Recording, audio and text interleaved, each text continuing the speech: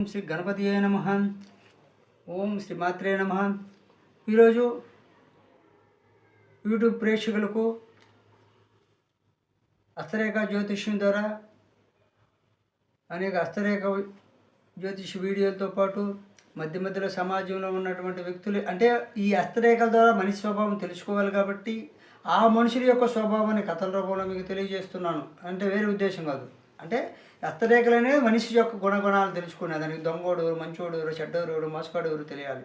మత విశ్వాసుడు ఎవరు, మత ద్రోహి ఎవరు, హిందూ మతాన్ని విమర్శించేవాడు, ఇతర మతాన్ని ద్వేషించేవాడు ఎవరు, ఆ విధంగా తెలియాలి. కాబట్టి ఈ రేఖల ద్వారా తెలుస్తుందనే ఉద్దేశంతో ఆ శాస్త్రాన్ని బాగా అధ్యయనం చేయండి, బాగా నేర్చుకోండి, బాగా వినండి.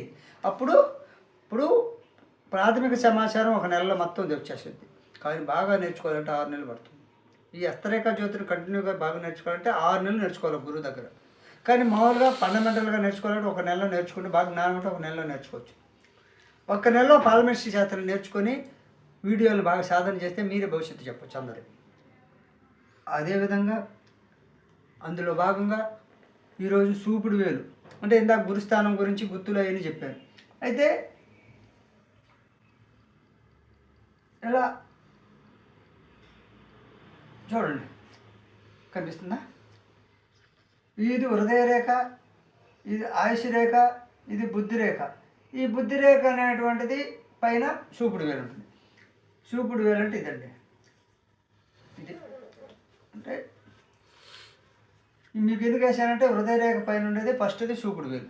ఈ చూపుడు వేలు గురించి చెప్పే ముందు ఈ చూపుడు వేలుకి అధిపతి గురువు. అంటే చూపుడు వేలు ఎక్కడైతే ఉందో ఆ దెబ్బ కానీ ఆ స్థానం గురువు అధిపతి. ఆ గురువు అధిపతిలో ఉన్నటువంటి వేలు చూపుడు వేలు.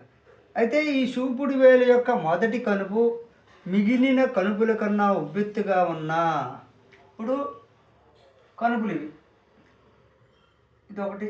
అంటే కనుపులు అనేటువంటి కింద నుంచి పైకి వస్తాయి. ఇంతలో చెప్పాను. ఇది మొదటి కనుపు, రెండవ కనుపు, మూడవ కనుపు. ఈ కనుపు అనేది బాగా ఇక్కడ ఉంది చూడు. ఈ కనుపు అనేది కొంచెం ఉబ్బెత్తుగా ఉంటుంది. ఈ పై కనుపు మధ్య కనుపు కన్నా ఈ చూపుడు వేలు యొక్క మొదటి కనుపు ఉబ్బెత్తుగా ఉంటే వారికి కల్పనా శక్తి ఎక్కువ. కల్పనా శక్తి అంటే ఊహించే శక్తి ఎక్కువ. అంటే కొన్ని దుర్మార్గాలు ముందుగానే జరుగుతాయి, ఫలాంది ముందుగానే జరుగుతాయి, భవిష్యత్తు గురించి అలాంటివంటి ఆలోచన శక్తి, ముందు జాగ్రత్త పరుడు, ముందుగా అంటే జరగబోయేది ముందుగా చెప్పే వ్యక్తి, స్వతహాగా అంటే అనుభవం లేకుండానే స్వతహాగా కొన్ని విషయాలు చెప్పే వ్యక్తి. అంటే దాన్ని కల్పనా శక్తి, కల్పించగలగలిగేది. అంటే ఫలానా జరగవచ్చు, జరుగుతుంది అని చెప్పే వ్యక్తికి, కొత్త కల్పనా శక్తి ఉండే వ్యక్తికి ఈ చూపుడు వేలు యొక్క దిద్దొచ్చు. మీరు చూసారా? ఈ చూపుడు వేలు యొక్క ఈ మొదటి కనుపు అండి. దానికో చూపుడు వేలు యొక్క ఈ కనుపులు ఏడొకటి ఉంటుంది కదా. ఈ మొదటి కనుపు ఉబ్బెత్తు ఎవరికో ఉంటుందో, అంటే చూపుడు వేలు రెండు కనుపుల కనుపు పైది, కిందిది, మధ్యది, ఇది ఈ కనుపు ఉబ్బెత్తు ఉంటే వారికి కొత్త కల్పనాశక్తి ఉంటుంది, మంచి సామర్థ్యం కూడా ఉంటుంది.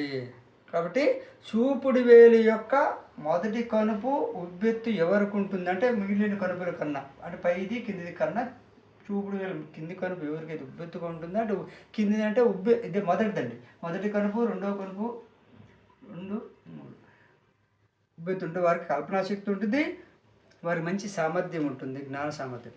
అదేవిధంగా వేళ్ళ మొదటి కనుపులన్నిటి మీద కానీ ఇతర కనుపుల మీద కానీ, అంటే వేళ్ళ మొదటి కనుపులన్నిటి మీద, ఈ వేళ్ళు ఉన్నాయి కదా, ఇప్పుడు ఈ వేళ్ళన్నీ మొదటి కనుపులండి. చూడండి, ఈ వేళ్ళ మొదటి కనుపులన్నిటి మీద మొదటి కనుపులు ఇవన్నీ మొదటి కనుపులండి. 1, 2, 3, 4 వేళ్ళన ఇక్కడ కూడా ఒక కనుపు ఉంది. ఈ వేళ్ళ మొదటి కనుపులన్నిటి మీద కానీ ఇతర కనుపుల మీద కానీ రేఖలు ఎక్కువగా ఉండరాదు. అంటే ఈ మొదటి కనుపు మీద కానీ, ఈ కనుపు మీద కానీ, లేదా మిగిలిన కనుపులన్నిటి మీద కదా ఎక్కువ రేఖలు ఉండరాదు. అంటే ఒక రేఖ ఉండొచ్చు, మ్యాక్సిమం 2 ఉండొచ్చు.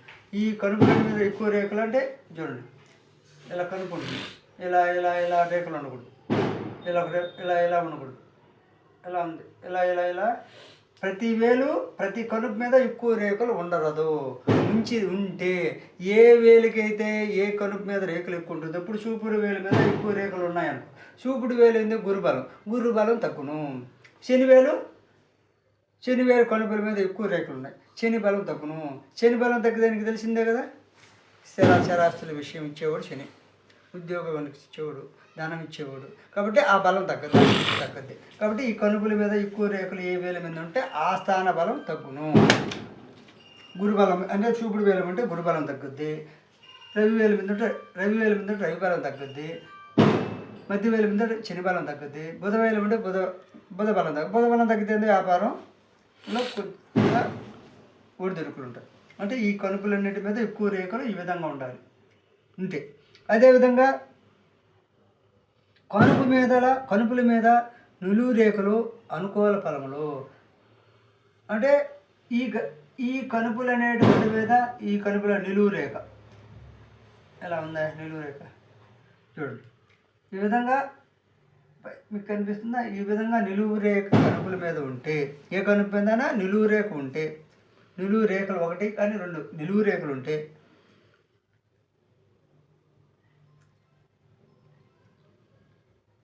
అనుకూల ఫలములు. అంటే ఇక్కడ ఎక్కువ రేఖలు ఇట్లా అయితే ఎక్కువ రేఖలు ఉంటే మంచిది కాదు.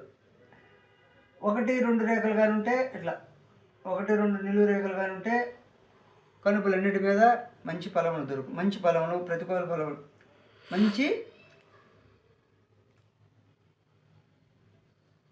అనుకూల ఫలములు ఉండవు. అదేవిధంగా వంకర రేఖలు. ఇప్పుడు ఇది చూడండి, ఈ కనుపు ఉంది, ఈ కనుపు మీద ఉంది, ఈ కనుపు మీద వంకర రేఖలు. ఇట్లా వంకర రేఖలు ఉండకూడదండి. ఏ కనుపు మీద అయినా వేలికి ఈ వంకర రేఖలు ఉండకూడదండి. వంకర చూడు, ఇట్లా వంకర రేఖలు ఈ కనుపుల మీద చూడు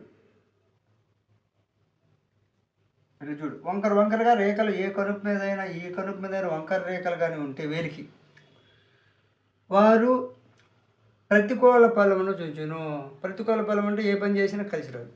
ఎవరికైతే ఏ పని చేసినా కలిసి రాదో వారికి వేళ్ళ యొక్క కనుపుల మీద వంకర రేఖలు ఉంటాయి. అయితే ఏ వేలకి వంకర రేఖలు ఉంటాయో ఆ స్థాన బలం మనకు ఉపయోగపడడం లేదు, మనకు లాభించడం లేదని చెప్పాలి. అంటే గురుబలం మధ్యవేలు ఉంది, మధ్యవేలు కనుపుల మీద వంకర రేఖలు ఉన్నాయి. వంకర రేఖలు మధ్యవేలు కనుపుల మీద ఉంటే ఆ శని యొక్క బలం మనకి తగ్గిపోతుంది. శని బలం తగ్గితే దానం తగ్గుతాయి, స్థిరాస్తులు తగ్గుతాయి. అదేవిధంగా ఏ కనుపు మీదనైనా ఒక నిలువు రేఖ ఉండి అది ఆ కనుపు చివరి వరకు ఉన్న బుద్ధి కుశలత, కార్యనిర్వహణ సామర్థ్యం. ఇప్పుడు ఒక కనుపు ఉంది, ఇదొక కనుపు అండి, ఇదొక కనుపు. ఏ కనుపు మీద ఏడైనా ఉండొచ్చు.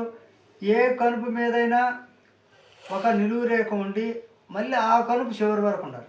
చూడండి, చివరి దాకా ఎవరికైతే రేఖ ఉంటుందో నిలువు రేఖ అంటే ఒక కనుపు కింది ఒక కనుపు నుండి ఆ కనుపు చివరి వరకు ఒక నిలువు రేఖ ఎవరికైతే వేలుకుంటుందో ఆ కనుపు చివరి వరకు ఉండాలి. బుద్ధి కుశలత, కార్యనిర్వహణ సామర్థ్యం తెలుపును. అదేవిధంగా చూపుడు వేలి మూలం నుండి ఒక సరళ రేఖ వెలువడి వేలి మొదటి కనుపు వరకు సాగిన అధిక గుణములు మిక్కిలి. అంటే చూపుడు వేలు ఇదే అండి మూలం అంటే ఇది. ఈ మూలం నుండి ఇలా మొదటి కనుపు, ఇది ఒకటో కనుపు, ఇది రెండో కనుపు, ఇది మూడో కనుపు. మూలం అనేది ఇది. ఇప్పుడు ఇది మూలం అండి. ఈ మూలం నుండి ఇలా మొదటి ఇది అంటే ఇది మూలం అనుకోవాలి, ఇక్కడేం లేదు. ఇది చూడండి, ఈ మూలం నుండి ఇది మూలం, ఈ మూలం వరకు చూపుడు వేలి మూలం నుండి ఒక సరళరేఖ వెలువడి వేలి మొదటి కనుపు వరకు సాగిన అంటే ఇది చూపుడు వేలి మూలము మొదటి కనుపు. ఇది ఈ మొదటి కనుపు ఇలా ఉండాలి. మూలం నుండి ఒక నిలువు రేఖ ఇలా కలిసిపోతే వారికి అధిక గుణములు, మిక్కిలి ఆలోచన శక్తిని,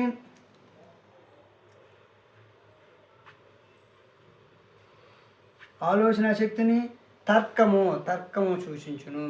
తర్కశాస్త్రం అంటే మీకు తెలుసు కదా, కొన్ని లెక్కలు వరకు నేయగలరు, ఫార్ములా లేకుండా. కాబట్టి ఈ చూపుడు వేలు గురించి, కనుపుల మీద ఉన్న రేఖల గురించి చెప్పిన రేఖలు చూసి నచ్చితే లైక్ చేయండి, షేర్ చేయండి, సబ్స్క్రైబ్ చేయండి.